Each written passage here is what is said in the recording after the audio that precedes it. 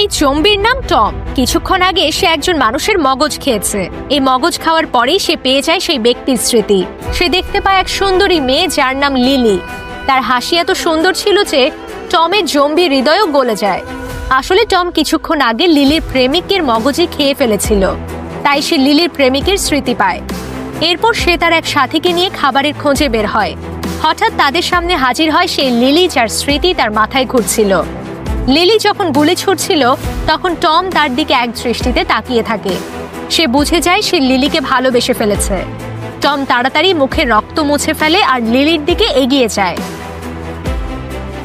Lily ভয় পেয়ে ছুরি মারে। আঘাত লাগলেও টম মারা যায় না।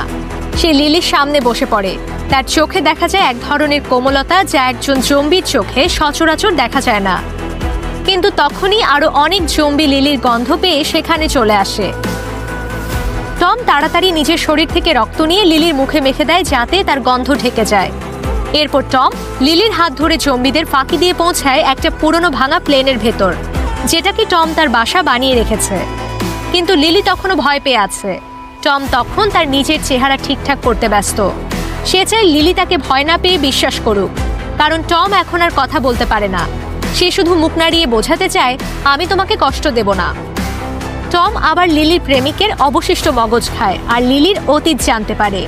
সে দেখে লিলি একসময় অনেক সাহসী ছিল, অনেক জম্বি মেরেছিল, কিন্তু তার প্রেমিক মারা যাওয়ার পর সে ভীষণ ভয় পায় জম্বিদের।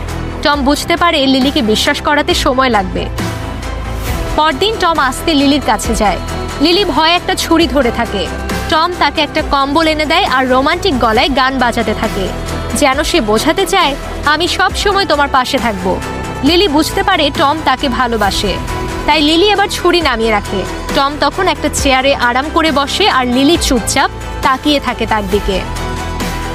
এই সময় হঠাৎ একটা অলৌকিক ঘটনা ঘটে।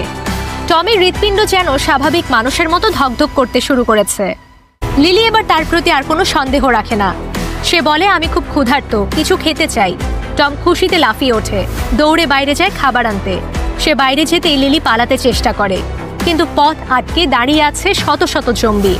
সে কোনোভাবে একটা ভাঙা প্লেনের নিচে লুকায়। ঠিক তখন টম আবার হাজির হয় আর লিলিকে চুপ থাকতে বলে। এরপর তারা দুজনে একটা দারুণ আইডিয়া বের করে। লিলি নিজেকে জম্বির মতো অভিনয় করা শুরু করে আর তারা আবারও জম্বিদের ফাঁকি দিয়ে পালিয়ে যায়।